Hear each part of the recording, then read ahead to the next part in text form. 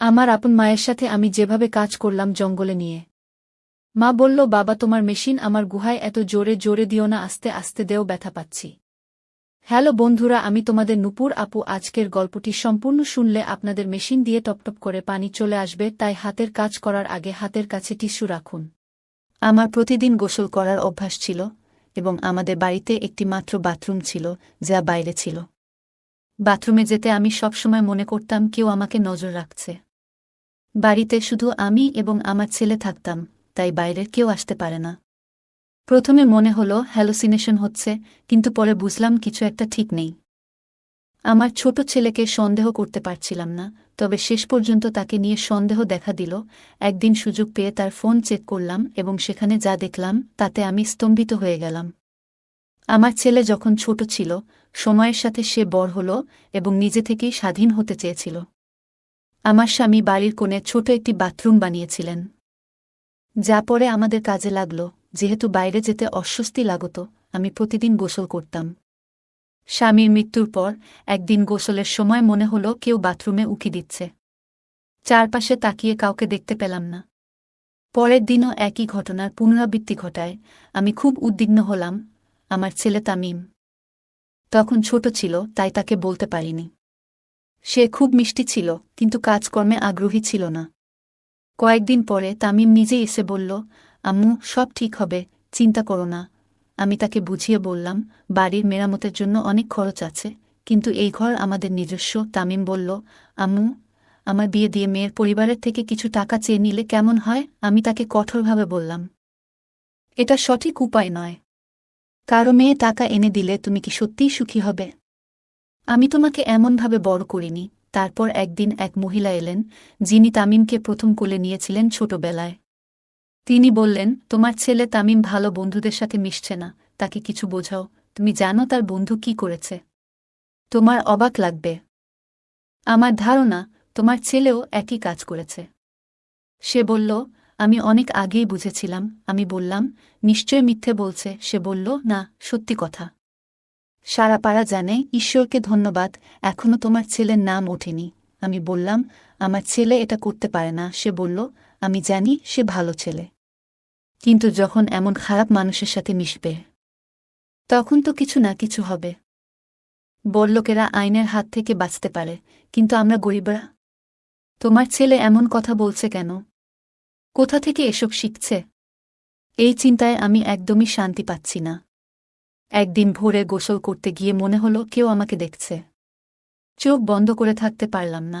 আজ বাথরুমে কারো নিঃশ্বাসের আওয়াজ শুনে আমি আতঙ্কিত হলাম। বাইরে বেরিয়ে দেখি আমার ছেলের সামনে দাঁড়িয়ে আছে, যেন কোথাও থেকে পালিয়ে এসেছে। সে বলল, আম্মু তোমাকে চিন্তিত দেখাচ্ছে। আমি বললাম, তুমি বেশি চিন্তিত মনে হচ্ছে। সে বলল, না, তেমন কিছু না। কি হয়েছে বলো? আমি জিজ্ঞেস করলাম, তুমি কি কাউকে যেতে দেখেছ? সে অবাক হয়ে বলল, এর মানে কি? ঘরে কেউ এসেছে। আমার গল্পগুলো তোমরা শুনো, কিন্তু সাবস্ক্রাইব করো না। দয়া করে গল্পগুলো ভালো লাগলে চ্যানেলটি সাবস্ক্রাইব করো। বাড়িতে কেউ ঢুকে কি করল?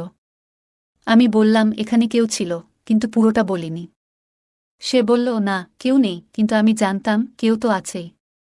আবার একই ঘটনা ঘটল। বাথরুম থেকে বেরোতেই ছেলে দাঁড়িয়ে আছে। আমি স্পষ্ট অনুভব করলাম কেউ আমাকে দেখছে। এই বাড়িতে আর কেউ ছিল না, শুধু আমার ছেলে। কিন্তু সে এটা কিভাবে করতে পারে? আমার গোসল করার সময় কেউ কি আমাকে দেখছে? আমার ছেলে কেন এমন করছে? সে তো আমার নিজের সন্তান। একদিন আমার বন্ধু এসে বলল, তোমার ছেলে অনেক কিছুই জানে, পুরো এলাকার খবর রাখে। সে তানিশার কথা বলল, তার ১৯ বছরের মেয়ে মায়ের কথা বলল। আমি জানতে চাইলাম, কী রকম ভিডিও? তিনি বললেন, এখন একই ভিডিও ভাইরাল হয়ে আলোড়ন তুলছে। আমি জানতে চাইলাম, কে এই ভিডিওটি ছড়িয়েছে? তখন তিনি বললেন, তার স্বামী ভিডিওটি ভাইরাল করেছে এবং বলেছে কিছুদিন পর মানুষ ভুলে যাবে। যদি কেউ প্রশ্ন করে, বলবে ভিডিওটি মিথ্যা। আমি অবাক হয়ে ভাবলাম, কেউ এমনটা করতে পারে। আমি জিজ্ঞেস করলাম, আপনি কিভাবে জানলেন? তিনি বললেন, এসব ব্যাপারে জানা থাকাই ভালো। একজন স্বামী শুধুমাত্র টাকা কামানোর জন্য স্ত্রীর ভিডিও ভাইরাল করছে। আপনি কি ভাবছেন সমাজ কোথায় যাচ্ছে? আমাদের সন্তানদের সঠিকভাবে দেখাশোনা করা উচিত। তার মেয়ে সোনালীর সাথে আমার ছেলের বিয়ে করার কথা ছিল। তবে তার মা শর্ত রেখেছিলেন। আমি বলেছিলাম, এটা ঠিক নয়। আমাদের মতো গরিবের মেয়েরা ধনী পরিবারে বিয়ে করবে না। বুঝতে পারলাম না। আমি তাকে বলেছিলাম, গরিবের ঘরে গরিবের মেয়েরা থাকুক, তুমি যদি চাকরি খুঁজে নাও, আমি তোমাকে সোনালির সাথে বিয়ে দেব। আমি বললাম, তবে তুমি সময় নিতে পারো, কারণ তাড়াহুড়ো করা উচিত নয়। এখন তো সব কিছু আমাদেরই করতে হবে।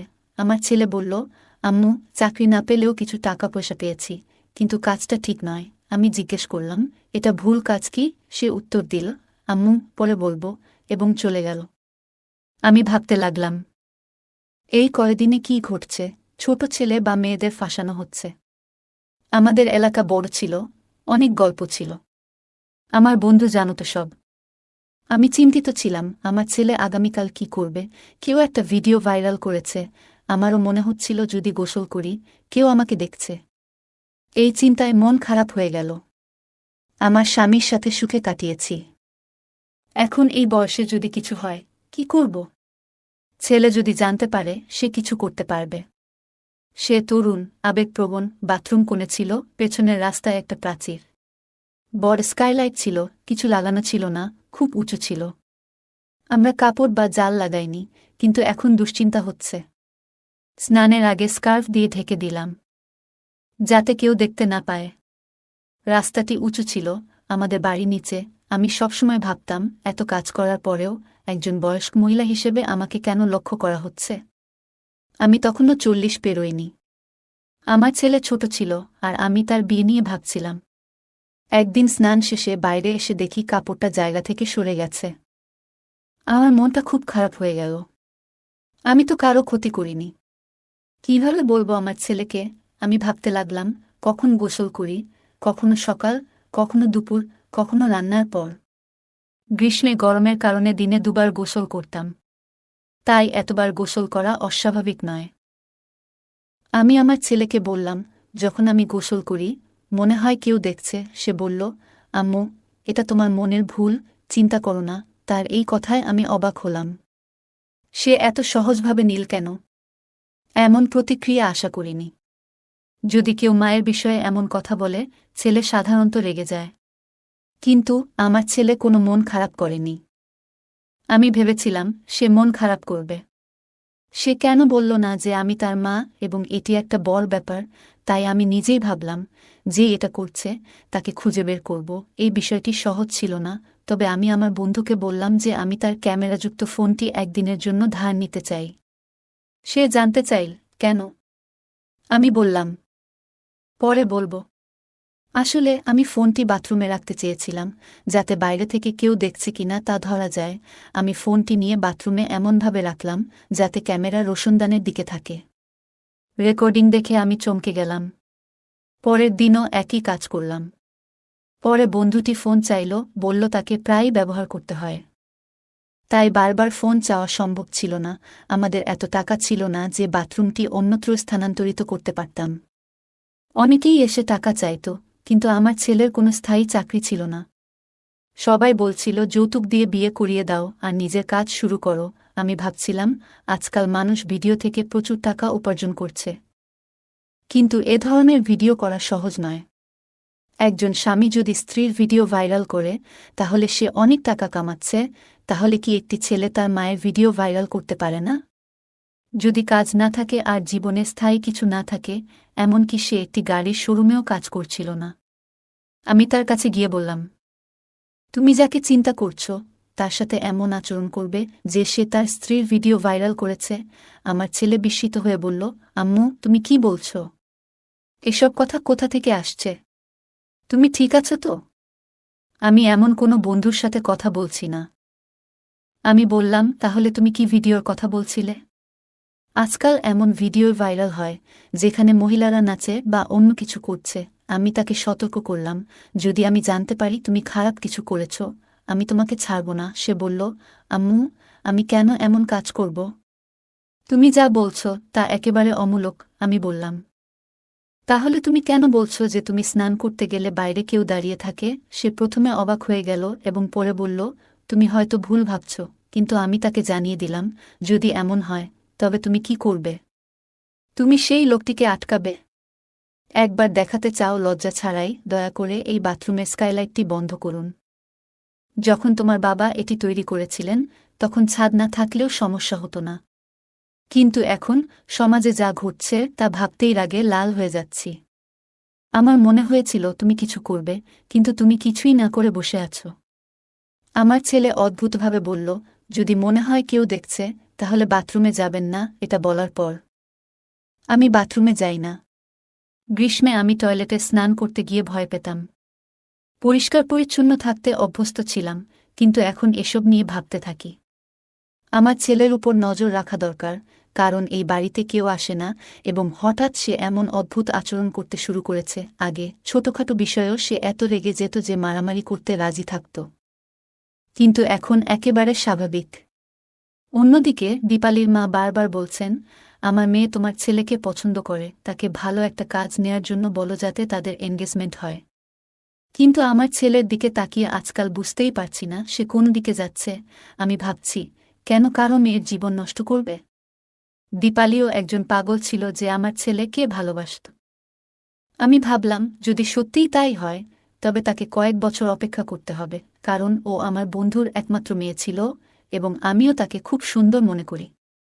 আমি ছেলের উপর নজর রাখতাম যখন সে বাড়িতে থাকত না, আজকাল সে বাড়ির বাইরে থাকত। একদিন আমি খাবার না খেয়ে গোসল করতে যাই। তখন আমি তার রুমে তার ফোন পড়ে থাকতে দেখেছি। আমি ভাবলাম, তার ফোনে কি আছে তা দেখে নেব, কারণ আমি তার মা। আমি ফোনটা চেক করতে পারি, তবে যদি সে ফোনটা লক করে রাখে তাহলে কি করতাম? ফোনটা চালু করার সাথে সাথেই বুঝতে পারলাম সে লক করেনি বা কোনো পাসওয়ার্ডও সেট করেনি। মায়ের কাছ থেকে কিছু লুকানোর দরকার নেই। আমি গ্যালারি খুললাম। সেখানে একটি ভিডিও ছিল। ভিডিওটি খুলতেই আমার হৃদয় ডুবে গিয়েছিল। ভিডিওটি বাথরুমের ছিল। ভিডিওতে যা ঘটছে তা স্পষ্ট ছিল। আমার চোখে জল এসে গেল। আমি বারবার দেখছিলাম যে আরও ভিডিও আছে কিনা, কিন্তু একটি মাত্র ভিডিও ছিল। হঠাৎ কেউ আমার কাঁধে হাত রাখল। ভয়ে আমি পিছনে তাকালাম এবং দেখলাম আমার ছেলে দাঁড়িয়ে আছে। তার মুখেও ভয় ছিল, আমার চোখেও। আমি তাকে জিজ্ঞাসা করলাম এবং অবাক হয়ে তাকিয়ে রইলাম। কাঁদতে কাঁদতে বললাম, তুমি এসব কখন করলে আর কেন করলে? সে কাঁদতে কাঁদতে বলল, যেদিন তুমি আমাকে বলেছিলে আমি সেদিনই করেছি। তুমি বলেছিলে কেউ তোমাকে লুকিয়ে দেখছে। আমি ভেবেছিলাম তুমি রেগে গেলে চিন্তিত ও ভয় পেয়ে যাবে, তাই কিছু বলিনি। ঠিক করেছিলাম যে এসব করছে তাকেই ধরব। আমার ছেলে বলল, আগে রোশনদানে একটা ছোট ক্যামেরা লাগানো ছিল, তোমাকে দেখা যাচ্ছিল না। পরে বুঝতে পারলাম আমাদের এলাকার ছেলেই এসব করছে। আওয়াজ শুনলে একই রাস্তায় দাঁড়িয়ে যেত। পানি পরে বুঝতে পারত কেউ ভেতরে ঢুকেছে। তার নাম ও ঠিকানা খুঁজে বের করে তাকে শাস্তি দিয়েছি। বন্ধু বলল, এসব করে কিছু হবে না। হয়তো তোর মায়ের ভিডিও বানিয়েছে। আমি তার সাথে কথা বলছিলাম এবং তিনি বলছিলেন, আজকাল কিছু লোকের সাথে কথা বলেছি এবং জানি আপনি যদি তাকে ধরতে চান তাহলে হাতে নাতে ধরতে হবে। সারা পাড়ার সামনে ধরা পড়লে কেউ তাকে সমর্থন করবে না। তিনি আরও বললেন, আমি আপনার চেয়ে বেশি রাগান্বিত, কিন্তু আমাদের ধৈর্য ধরতে হবে। এই ধরনের লোকদের ধরা সহজ নয়। আপনি বলেছিলেন যে একটি মেয়ের ভিডিও ভাইরাল হয়েছে এবং এটাও তার কাজ, কিন্তু সে স্বামীকে দোষারোপ করেছে। কোনো স্বামী এটা করতে পারে? এলাকাবাসী কথা বলে সেটাকে গল্পে পরিণত করে। এই ছেলেটি আমাদের পাড়ার সবচেয়ে খারাপ ছেলে। সে অনেক মেয়েকে অপমান করেছে, কখনো কখনো জ্বালাতনও করে, কিন্তু এবার সে আমার হাত থেকে রেহাই পাবে না। আমি ভাবলাম, আমার ছেলে অপরিচিত নয়, তাহলে সে আমার সাথে এমন করল কেন? এই সমাজ কোথায় যাচ্ছে? কিন্তু আমার নিজের উপর খুব রাগ হচ্ছিল। আমার ছেলে একটি সঠিক পরিকল্পনা করেছিল এবং ছেলেটি রওশনদান থেকে মনোযোগ সরালেই তাকে ধরে ফেল। সে চতুর ছিল, কিন্তু এলাকার লোকজনও তাকে দেখেছিল এবং তাকে আটকানোর জন্য যথেষ্ট ছিল। সবাই মিলে তাকে ধরেছিল, পুলিশ মোবাইল ইত্যাদি নিয়ে গিয়েছিল।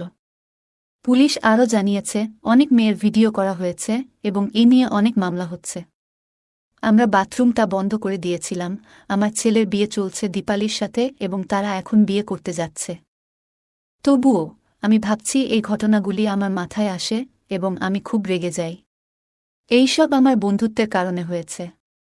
সে লোকজনের গল্প বলত। এখন তার মেয়ে আমার বাড়ির বউ হতে যাচ্ছে। যদিও আমার বন্ধু খারাপ ছিল না, কিন্তু তার আচরণ পছন্দ করিনি। আমি ভাবতে লাগলাম, আমার ছেলে কেন এমন করল? আমার ছেলে তো আমার সাথে এমন করতে পারে না। এত ময়লা নিয়ে সে আমার মন ভরে দিয়েছে যে আমি আমার ছেলের কথা খারাপ ভাবতে শুরু করলাম। কিভাবে আমি আমার ছেলেকে বড় করেছি, আমি তাকে সঠিক কাজ শিখিয়েছিলাম, তবে আমাদের সমাজে অনেক অপ্রত্যাশিত ঘটনা ঘটে। আপনার জীবনে কি কখনো এমন কিছু ঘটেছে?